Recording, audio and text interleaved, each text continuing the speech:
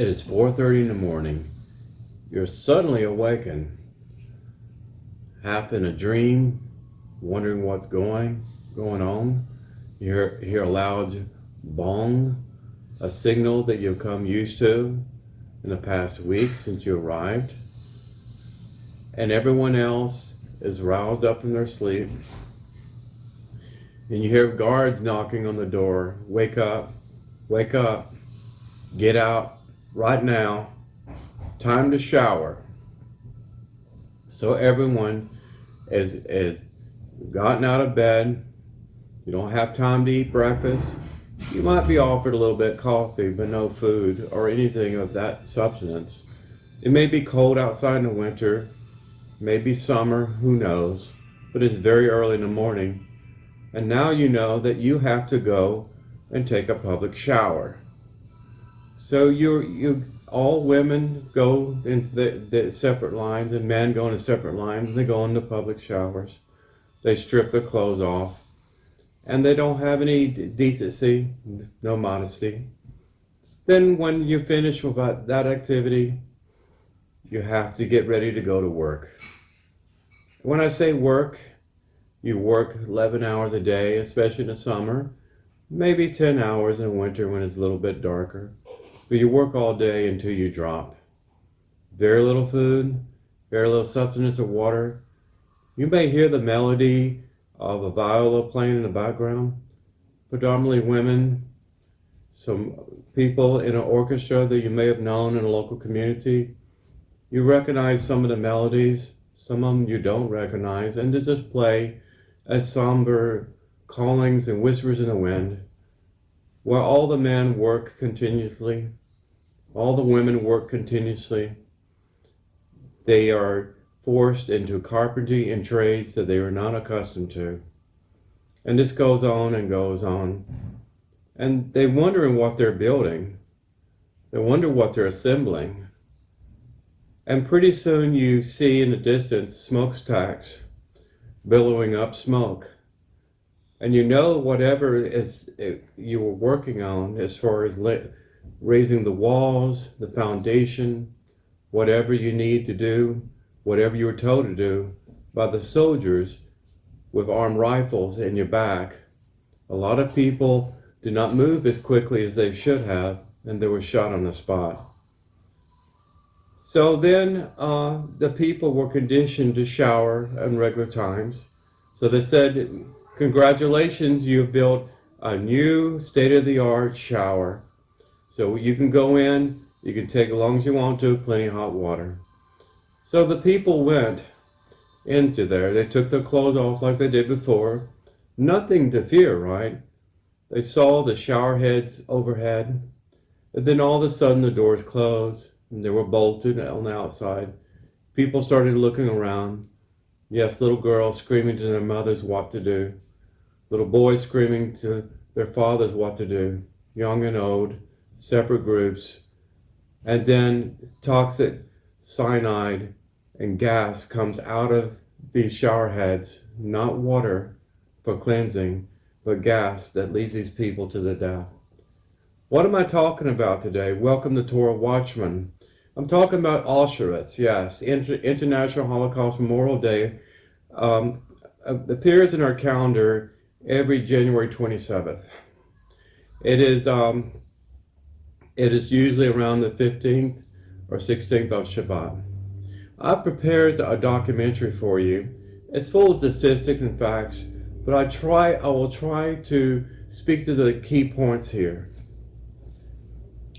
Auschwitz was located in a German-occupied Poland. In fact, Auschwitz is actually a historical museum today. Many people ask, why is it still standing when the others were destroyed by Allied bombing? Even the Nazis destroyed them. But anyway, Auschwitz consisted of 3 main camps, including a killing center. The camps were opened over the course of nearly 2 years, from 1940 to 1942. Auschwitz closed finally in January 1945 with its liberation by the Soviet Army. We're talking about World War II, of course. So more than 1.1 million people totally died in Auschwitz. They were mostly Jews, but they were not just Jews, including nearly 1 million Jews. But other people were gypsies, known as Roma. There were even captured Soviet prisoners there. There were criminals there as well. There were also a small percentage of homosexuals there, and just people that the Hitler decided that they were not going to be part of the new Aryan race. Those who were not sent directly to the gas chambers were sentenced to forced labor. How did these camps get built so quickly? There were a total of 3 camps. Well, slave labor, essentially. You hear about the Gestapos in northern Korea. You hear about what's happened in China. Slavery, labor is still going on today, but this is essentially what was happening. The Auschwitz complex differed from the other Nazi killing centers because it included a concentration camp and a labor camp, as well as a large gas chambers and crematoria at the Birkenau, constructed for the mass murder of European Jews. Auschwitz essentially was an efficient killing machine. It was assembled to detain thousands of prisoners. It was configured for pretty much cramming people in very limited living spaces. In fact, they said they were crammed so tight in bunks that it was just minimally for humans to exist. Forget if you have claustrophobia, but that's what it was. You can imagine the nightmarish scene that these people were experiencing during this time. It is estimated that the SS, that's the creme of the creme per se, the Nazi soldiers, and police deported at least 1.3 million people to Auschwitz camp complex between 1940 and 1945. Imagine transporting all those people. Of these deportees, approximately 1.1 million people were actually murdered. So those people that did not die from exposure and starvation, disease, other things from these long marches and these cattle cars, as I mentioned before, that were not heated. They'll just going kilometer after kilometer, going from country to country across Europe. Just consider that.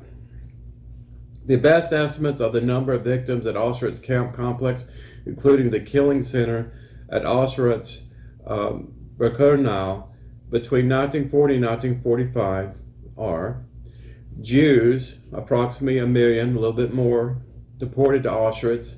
960,000 outright died there. Non-Jewish Poles, from 140,000 to about 150,000 deported. 74,000 people died.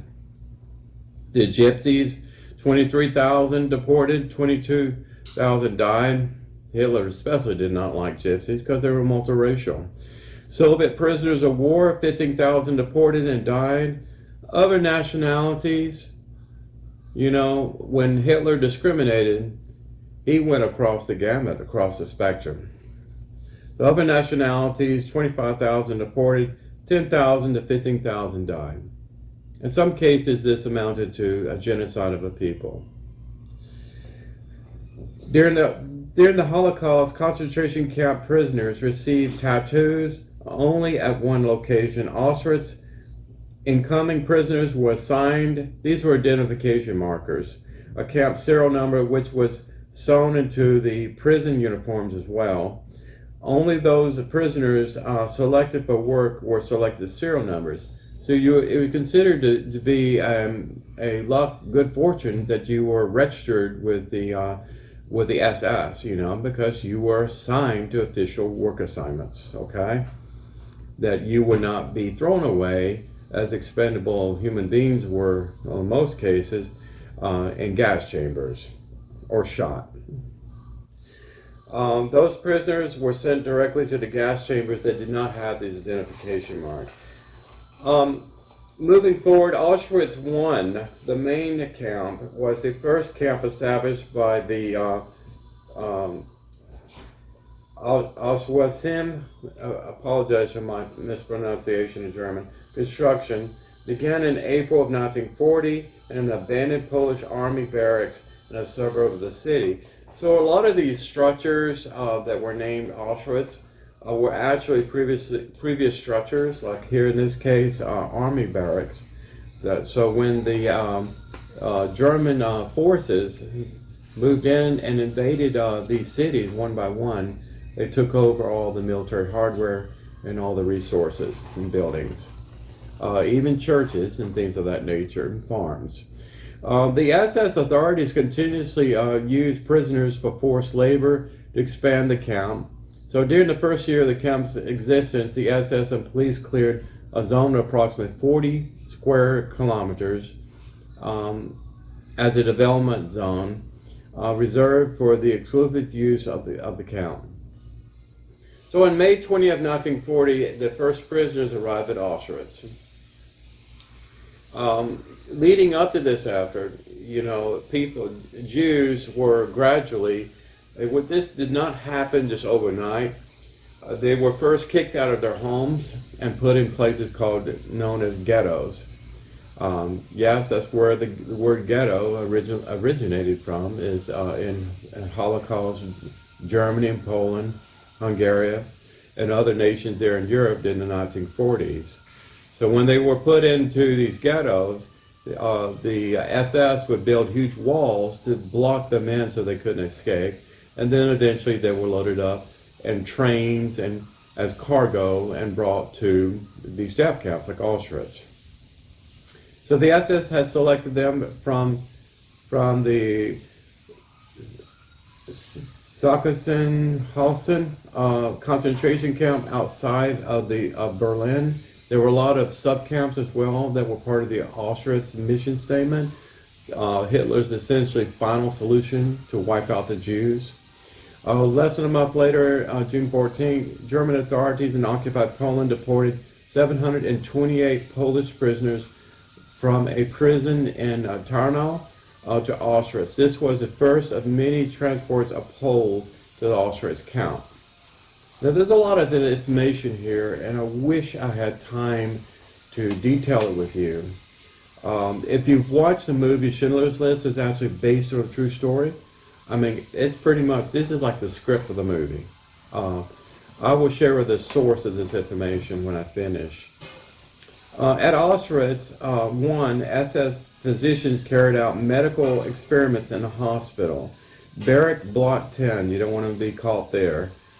They conducted pseudo-scientific research on infants, twins, and dwarfs, and performed forced sterilizations and castrations of adults.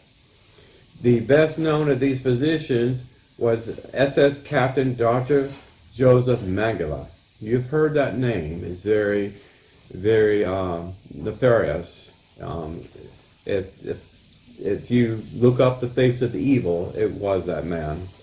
You're talking about surgeries on people when they were still alive, no anesthesia, opening up their skulls or cranial areas and removing parts of their brain, doing lobotomies, and all kinds of things that just beyond your most nightmarish imagination could just possibly describe. So when we think of the crimes of the Nazi doctors, what comes to mind as their cruel and sometimes fatal experiments, yet when we turn to the Nazi doctors' role in Auschwitz, it was not the experiments that were most significant. Rather, it was the participation in the killing process. Indeed, his supervisor of Auschwitz mass murder from beginning to end. So these doctors acted also as supervisors of those people that were pre-selected for medical experiments and those people that would be murdered, essentially. Now, Auschwitz II, this is more well known in the International Holocaust Memorial Day. It's known as Auschwitz-Birkenau. Construction of Auschwitz II began around October 1941. I don't want to take so much a history lesson, But a lot of people that deny the Holocaust ever happened, well, this is history. This is history as in PhD theses and academia and things of that nature. It's in the Library of Congress. It's everywhere. It's in all these books and all these annals. So of the three camps established near Auschwitz, the Auschwitz-Birkenau camp had the largest total prisoner population. That's why it's renowned. And I believe that's the one that's still standing today. It was divided into sections separated by electrified barbed wire fences, like Auschwitz I. It was an improvement. These were upgrades. Auschwitz I, Auschwitz II, and finally Auschwitz III. These are all considered upgrades. And again, they had sub-Auschwitz camps, smaller places like farms that were scattered out throughout Europe. It was patrolled by SS guards, including, after 1942, SS dog handlers. You know, you've seen security police or even police officers with dogs who are trained to kill. Yes, well, think about that, like German shepherds. The camp included a section for women. Men in the family camp for Roma gypsies were deported from Germany, Austria, and the Protectorate of Bohemia and Moravia, and a family camp for Jewish families deported from the Rennstadt ghetto. Okay, again, I don't have my glasses on. I apologize, but I'm moving through these words, hopefully not too quickly, for you to understand what I'm saying here. So the Auschwitz-Birkenau was also a killing center and played a central role in the German effort to kill the Jews completely. The idea to have one central nexus, one central place to round up all the Jews and bring them to, so they could be processed, registered, and murdered, essentially. There were estimated to be about 1,000 bodies that were cremated a day in these crematories. I've actually seen a crematory before in Japan. It's Buddhist tradition to cremate the dead. So it is an eerie experience when you think about it.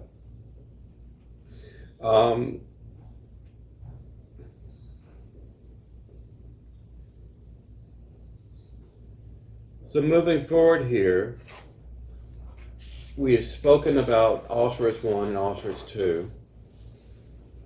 And we're coming to conclusion, we're rounding up to Auschwitz III.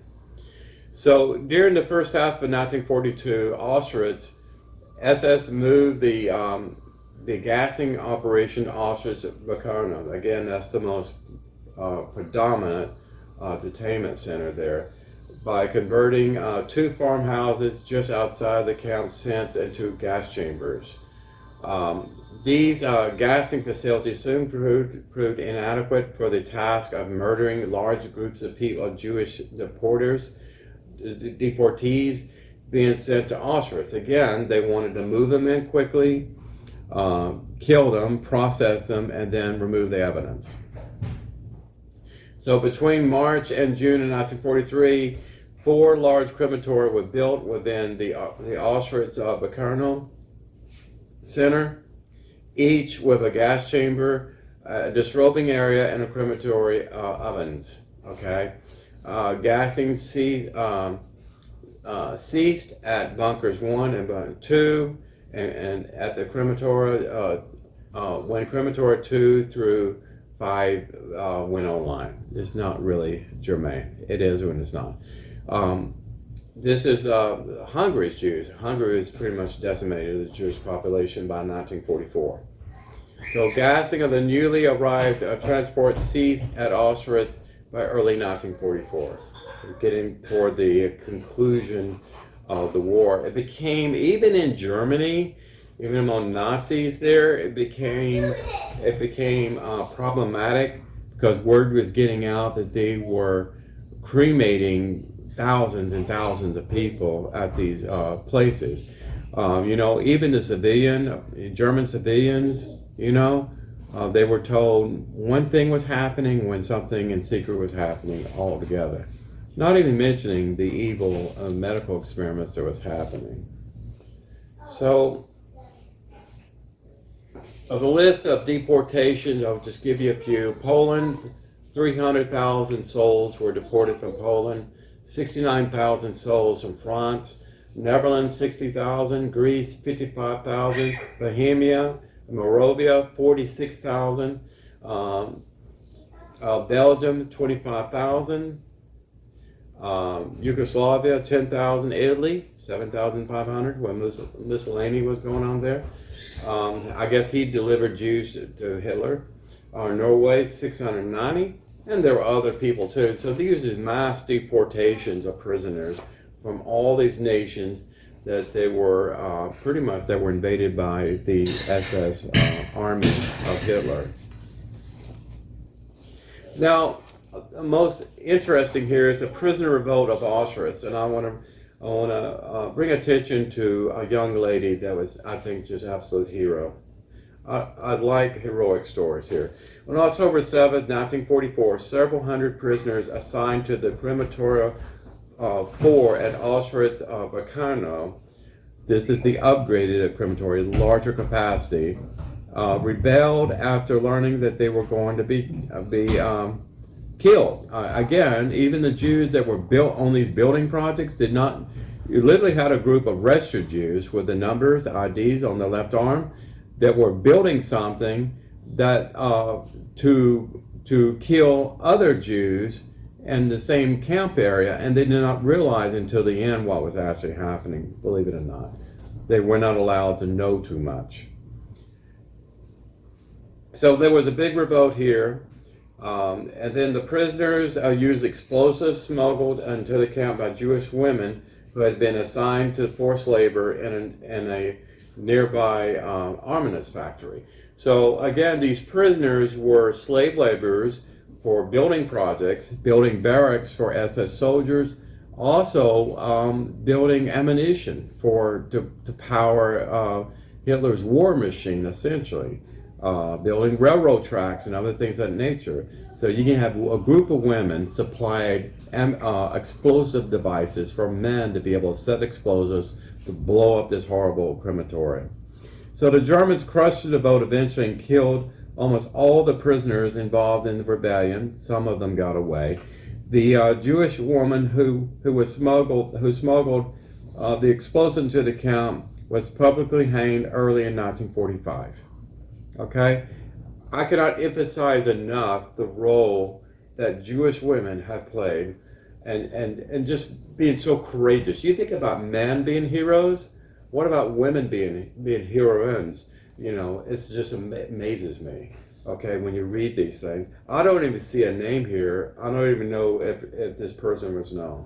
These are probably notes and some soldiers' books or logs or whatever. So Auschwitz SS stopped gassing newly arrived prisoners by November 1944 because they pretty much were fighting a war on all fronts. You had the Allied incursion upon occupied German space. Russia, the Red Army, was winning battle after battle. They took Moscow back toward the end of the war, 1944, 1945. So the soldiers could not be there at all these crematories. It was a huge human effort to be able to process all of that. So it was just about realignment of priorities. They were cared more about people building ammunition for the war machine and repairing railroad tracks than essentially building processing centers to cremate and murder people. Auschwitz III was the last Auschwitz that was actually built toward the end of the war. It's also called the Buna or Monowitz. Was established October 1942 originally. It housed prisoners assigned to work at the Berlin synthetic rubber works. Yes, they had synthetic rubber, and Army regulars needed to have rubber boots. Located on the outskirts of a small village in Monowitz. So in spring of 1941, German Commemoration, Farben established a factory in which its executives intended to exploit concentration camp labor to manufacture synthetic rubber. This is probably, they had a patent on this and probably invented this. This is all historical stuff, not really germane. But this is what some of these camps were used as a manufacturing process. Again, you watch a movie Schindler's List by Steven Spielberg. It's actually like a documentary. It's not kind of a movie for entertainment. It's actually to grip you emotionally. So Auschwitz III also had a so-called labor education camp for non-Jewish prisoners who were perceived to have violated German-imposed labor discipline, whatever that is. Okay. In other words, you weren't an efficient worker when you were skeletal from being starved to death. I'm not sure. So Auschwitz subcamps are not really germane. Again, there were many of them from 1942, 1944. SS authorities set them up as divisional areas, as that they were connection points for transporting deportees, essentially, from other cities and towns throughout the nations of Europe. So Auschwitz inmates were employed on huge farms, including experimental agriculture stations.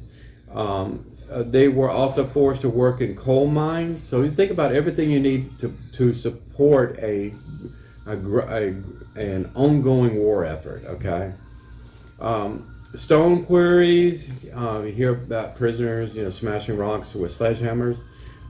So if the SS judged them too weak or sick to continue working, they were transported to Auschwitz-Birkenau and killed. So if you didn't do the work you were assigned to, if you tried to revolt or support a rebellion, you would be sent to Birkenau for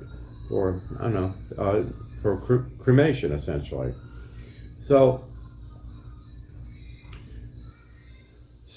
prisoners selected for forced labor were registered and tattooed, and identification numbers on the left arms in Auschwitz I, that was the initial processing center. They were then assigned to forced labor at the main camp or elsewhere in the complex, including subcamps. In the end, there was an evacuation process of Auschwitz and the subcamps. Again, when the Nazis knew they were losing the war, they already thought about the Nuremberg trials and crimes against humanity and all the things they were doing in secret that the rest of the world were finding out very quickly. It took FDR a huge amount of time to figure out what was happening, the atrocities in Europe. SS guards shot anyone that fell behind. So you hear about the March of Tears with the Cherokee Nation. This is the same thing, folks. So you had people marching kilometer to kilometer. They were evacuating these subcamps and loading up in big trains, taking them to Berlin, essentially, because that's where they had more military. They had more control over there than other nations they were losing, like Poland and Hungary. So many of these people died. Many of these people were shot. If they fell down, they're weak, they were shot on the spot. Whether it's cold or hot or whatever, inclement weather, who cares? And these were all families. These were children and old people, disabled, crippled, just everyone. It was humanity. So the prisoners were put in unheated freight trains and transported in concentration camps in Germany, particularly at Flossenburg and Gross-Rosen and others. The rail journey lasted for days. You imagine, without food, without water, without blankets, you're treated as animals. I've seen cows or horses in heated cargo, carriers, but treating humans like this, many prisoners did not even survive the transport. And that's what they were hoping for, okay? And anyone, if they had a large cargo, whatever, full of dead people, bodies, and everything else, they would stop routinely. They would have the detainees get out under threat of being shot, and dug huge trenches, and then they threw all the bodies there and covered it up. Okay, this is about covering up evidence and controlling what they were doing. In January 1945, SS and police officials forced 4,000 prisoners to evacuate the Birkenau on foot. This was a subcount of Auschwitz-Birkenau. The SS murdered about 800 prisoners during the march on the Gross-Rosen concentration camp. SS officials also killed as many as 200 prisoners left behind at the Birkenau as a result of illness or unsuccessful attempts to hide. After a brief delay, the SS transported around 3,000 Birkenau prisoners from Gross-Rosen to the Birkenau concentration camp in Germany. Why is all this data or the specifics important? I'm talking about human beings, folks. These are nameless individuals. And even today, we don't even know the names of all these people that were massacred, that were murdered, that died. It's just when I bring up these numbers of people from different areas in Europe, I'm talking about human beings in blessed memory, people that cannot speak for themselves. Okay, this is why we should never forget what happened in the Holocaust. It impacted more than 6 million Jews. It impacted millions of other people as well. So finally, the liberation of Auschwitz. On January 27, 1945, the Soviet Red Army. Oh, that's really horrible when you think about, Soviet Union, right? Bitter enemy of the Americans, FDR. So they entered Auschwitz-Birkenau and Monowitz and liberated more than 6,000 prisoners, most of whom were ill and were dying. And again, these people were skeletal. I mean, there were descriptions of witnesses, some of the guards that defected or whatever, or some of the Soviet prisoners that escaped or whatever, described it. I mean, there are pictures out there, if Google hasn't blocked them yet. I mean, Google is actively blocking a lot of this content because it's considered hateful or too negative or too scary. I don't know. But like my daughter, 4 years old, she will learn this and she will pass it on to her children to be their reality. Anyway, Torah Watchman signing out here. ben-Emmett. Please remember to click subscribe, click personal notify. I just hope, I'm burning a yard site candle during this time. All Jews around the world are doing this. Don't get the International Holocaust Memorial Day confused, which is passed through an act of Congress, with the Shoah, with the Holocaust, which actually has more religious connotations. Well, anyway, ben-Emmett signing out. I'll see you real soon. God bless you. And please remember people that cannot speak for themselves anymore. Just consider life is so precious, right, and sweet.